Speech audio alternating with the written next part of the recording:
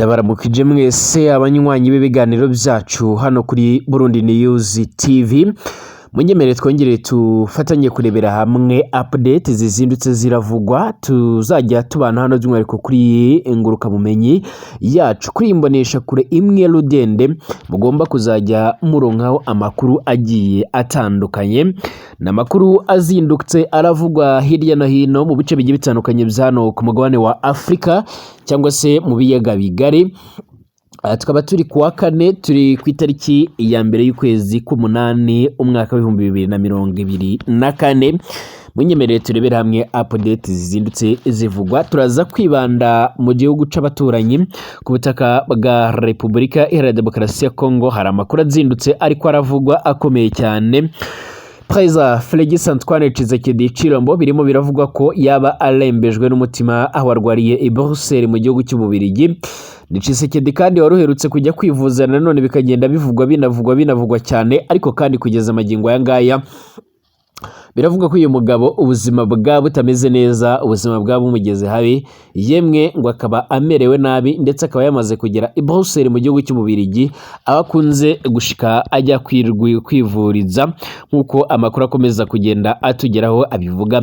Ndabigarukaho mu nkuru irambuye, tugiye kurebera hamwe byinshi kandi bikomeje kugenda bivugwa, aho kugeza amagingo aya ngaya abarindaga kwa Joseph Kabila wigeze kwa perezida wa Repubulika Demokarasi ya Kongo baje kurasana ku buryo bukomeye cyane n'ingabo z'ishyaka rya Tshisekedi kuko bikomeje kugenda bigaragara.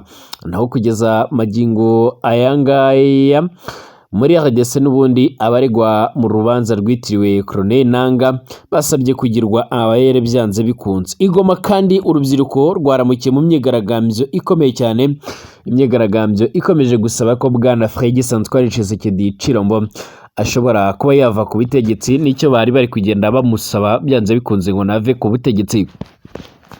Hano i Bujumbura mu gihugu cy'u Burundi rero haravugwa inkuru mbi y'umwe mu basirikare bakomeye cyane, umwe mu basirikare bari basanzwe barongoye ingabo ziri ku butaka bwa Repubulika Demokarasi ya Kongo mu rugamba bari kurwanamo n'umutwe wa M23 kugira ngo babashe kuba by'umwihariko bawutsinsura cyangwa se bawigizayo, ariko bakaba bakomeje kugenda by'umwihariko bahangana ku buryo bukomeye cyane nk'uko bikomeje kugenda bigaragara cyangwa se nk'uko bikomeje kugenda bitangazwa. Abantu benshi bakomeje kugenda bashimangira ndetse banagaragaza neza yuko ibintu bikomeje kugenda bivugwa ndetse n'ibintu bikomeje kugenda bitangazwa ko uyu mugabo yaba yamaze gupfa, ariko kandi agabwe igitero gikomeye cyane aho aherereye ku butaka bwa Kongo, ariko kandi igihugu cy'u Burundi ngo kiba gishaka kubigira ibanga. Ni mu gihe by'umwihariko kuva batangira kohereza abarwanyi ku butaka bwa Kongo, by'umwihariko bamaze gupfa abasirikare benshi, ndetse bamaze no kugenda bahindura abasirikare basanzwe by'umwihariko bagerageza kuba bayobora abandi cyangwa se bayobora ibyo bitero byose. Ikaze kuri wowe unkurikiye by'umwihariko muri iki gitondo cyangwa se unkurikiye mu masaha y'umugoroba cyangwa se y'igicamunsi, bitewe n'aho uca uherereye. Reka nkubwire ngo nyamuneka rwose igihe ni iki kugira ngo uja urabana natwe umunsi ku munsi cyangwa se 5 kuri 5 ubashe kuzajya uraronka ido n'ido y'amakuru agezweho ariko aravugwa hirya no hino mu isi. Reka nkubwire ngo wowe nkurikiye uri hano i Bujumbura mu gihugu cy'u Burundi no mu zindi ntara zigiye zitandukanye, reka nkwifurize kuramuka neza ndetse no kumererwa neza.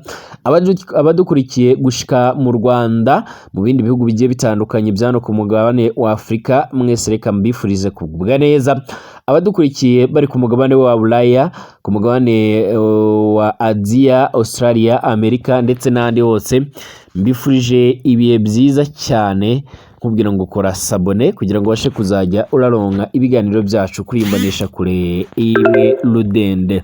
Reka tuyahere ku butaka bwa Repubulika Demokarasi ya Kongo, nyuma yuko ibintu bikomeje kugenda bikomerana. Bwana Tshisekedi akaba akomeje kugenda ahura n'ibibazo bikomeye cyane. Ubu tuvugana uyu mugabo ararembye, ameze nabi kuko amakuru akomeza kugenda atugeraho abivuga.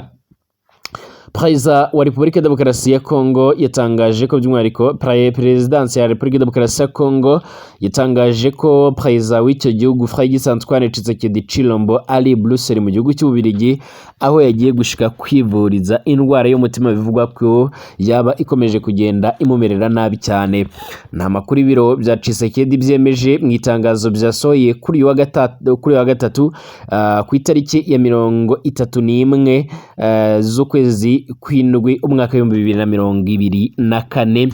Ni Tshisekedi warutegerejwe by'umwihariko mu mujyi wa Kisangani ho mu ntara ya Chopo, aho by'umwihariko yagombaga kwitabira umuhango wo kwibuka ibyo RDC yita genocide yakorewe abanyekongo nk'uko bikomeje kugenda bivugwa.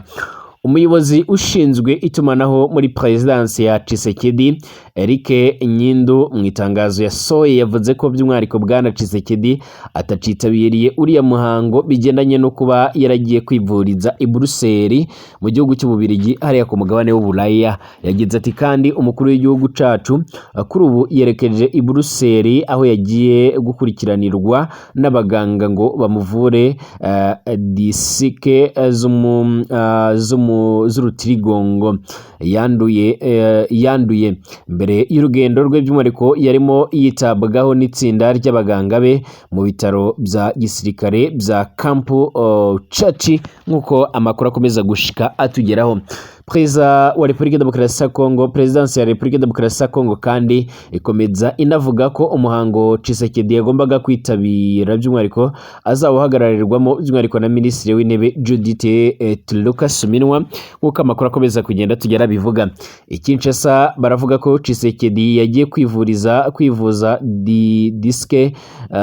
diske z'umugongo, mu gihe kandi hari andi makuru ariko avuga ko yoba yaragiye kwivuza indwara y'umutima, binavuga ko ishobora kuba yanamuhitana dore ko ngo arembye cyane. Ni amakuru kandi yatangajwe bwa mbere n'umunyamakuru Pelo Luwala wemeje ko Tshisekedi yageze mu bitaro bya Saita Elizabeth by'i Bruxelles mu gihugu cy'Ububiligi mu minsi 4 ishize nk'uko amakuru akomeza kugenda tugera bivuga.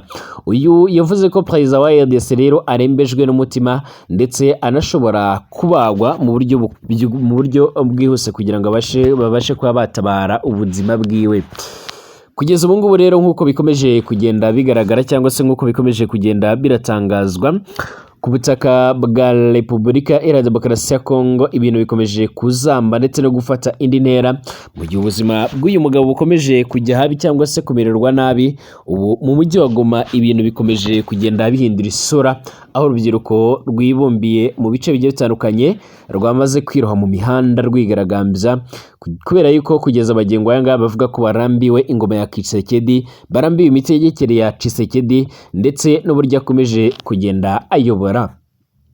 Urubyiruko rwo mu mujyi wa Goma rero rwo mu ntara ya Kivu y'Amajyaruguru by'umwihariko kuri wa gatatu rwari rwaramukiye mu mihanda by'umwihariko rwigaragambye rusaba ko bwana Félix Antoine Tshisekedi Tshilombo ashobora kwegura byanze bikunze, bitaba ibyo akaba yahura n'akaga gakomeye cyane. Uyu muco wo kwigaragambya ukomeje guca uranyanyagira mu bihugu bigiye bitandukanye byano ku mugabane wa Afurika nko mu gihugu cya Uganda, Kenya ndetse n'ahandi.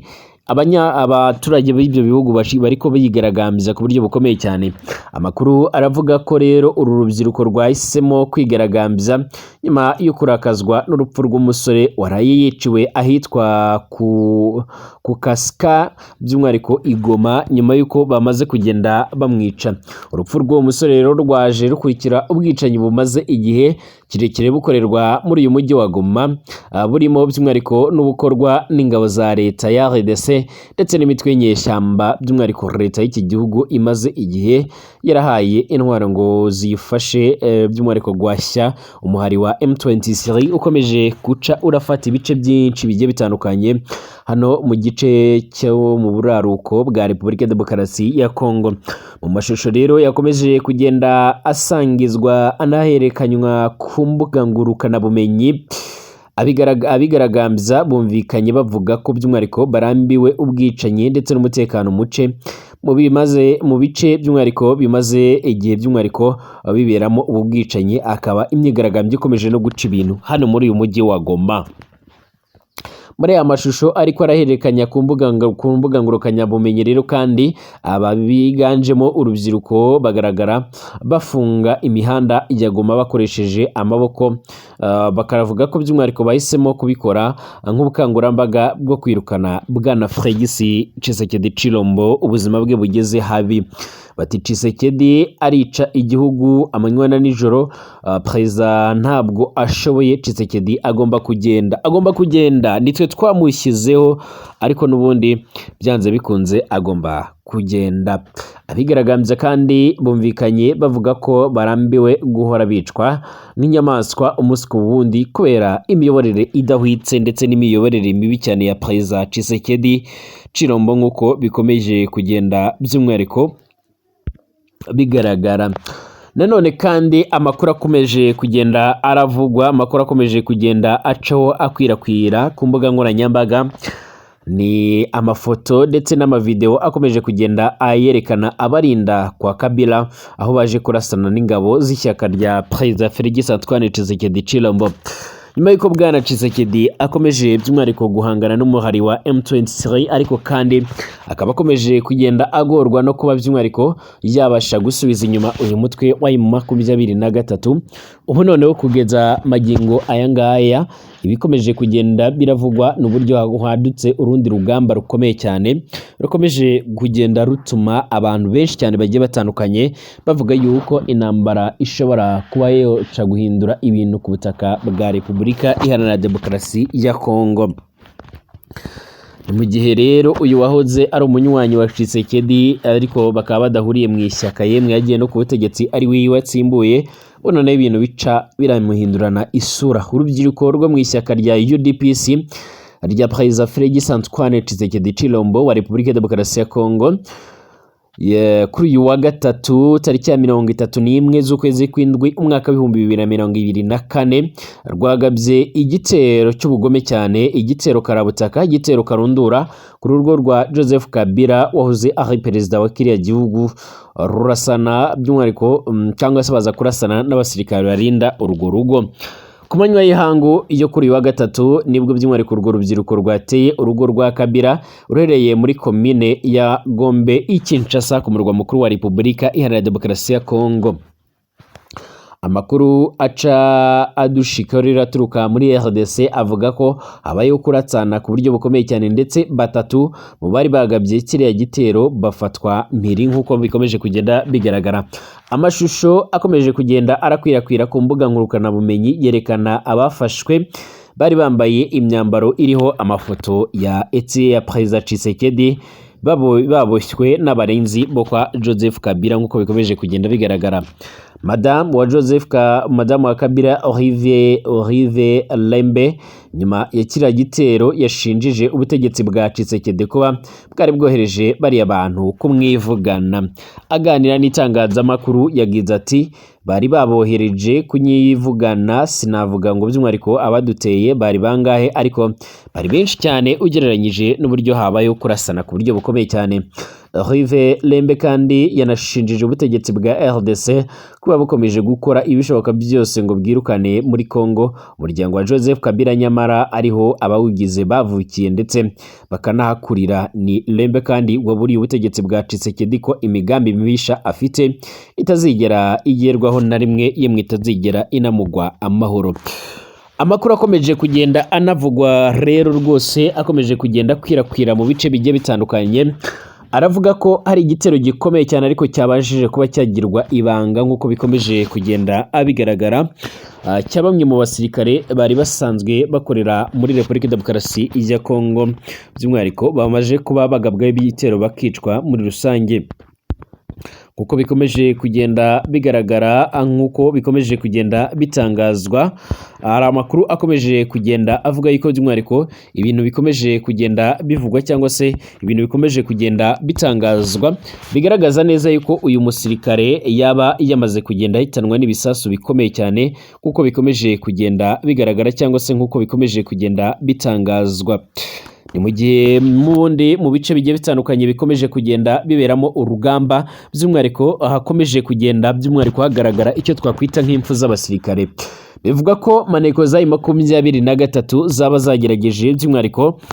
zagerageje by'umwihariko kugerageza guhitana uyu musirikare. Bivuga ko ari we waruyoboye abasirikare bose b'i Burundi mu rwego rwo kugira ngo by'umwihariko babashe kuba by'umwihariko bagerageza kuba bakongera kugaba ibitero ku mutwe wa 23. Ibi nanone binyibukije abasirikare bagera muri 4 barimo 3 ba Tanzania n'umwe wa Afurika y'Epfo by'umwihariko bari mu butumwa bw'umuryango wa Afurika y'Amajyepfo uzwi nka SADC mu burasirazuba bwa Repubulika ya Demokarasi ya Kongo, nabo bahapfiriye mu mezi ashize mu kwezi kwa 4 niba abantu babyibuka neza, akaba aribwo bapfuye. Hari SADC ku tariki 8 z'ukwezi kwa 4 umwaka wa 2024 yari yatangaje ko abo muri Tanzania aribo by'umwihariko bapfuye mbere ubwo igisasu by'umwihariko cyagwaga ku birindiro barimo undi wa Afurika y'Epfo nawe apfa ubwo yitabwagaho n'abaganga. Umuvugizi w'uyu muryango by'umwihariko Balabala by'umwihariko Lopi yanasobanuye ko hari n'abandi basirikare bagera muri 3 ba Tanzania bakomerekejwe n'icyo gisasu cyatewe by'umwihariko ahari ibirindiro byabo. Izi ngabo zoherejwe mu burasirazuba bwa Repubulika ya Demokarasi ya Kongo kuva mu Kuboza ku mwaka uheze kugira ngo by'umwihariko zibashe kuba zofatanya n'iz'iki gihugu mu kurwanya umuhari witwaje ibirwanisho wa M23. Uyu muryango kandi wanatangaje ko mu gihe izi ngabo zikomeje ubutumwa muri iki gihugu by'umwihariko zifite uburenganzira bwo kwirwanaho mu gihe cyose zaba zigabweho ibitero. Aba basirikare rero byiganjemo abo muri Afurika y'Epfo ndetse na Tanzania ni bamwe mu bantu bakomeje kugenda bahura n'ibibazo bikomeye cyane, bakomeje kugenda bahura n'akaga gakomeye cyane nyuma y'uko by'umwihariko M23 yakomeje kugenda ibotsa igitutu ndetse n'abagabo ibitero ku buryo bikomeye cyane nk'uko amakuru akomeza kugenda atugera bivuga. Reka rero nkubwire ngo mukanye turagaruka ku makuru arambuye agaruka ku rubanza ruregwamo arimo Colonel Nangi utarageze utabwa muri yombi. Abaruregwamo benshi bakaba bagiye basabwe kugirwa abere nyuma y'uko banavuze ko batewe ishema no ryo kuba mu muryango wa Alliance Fleuve Congo.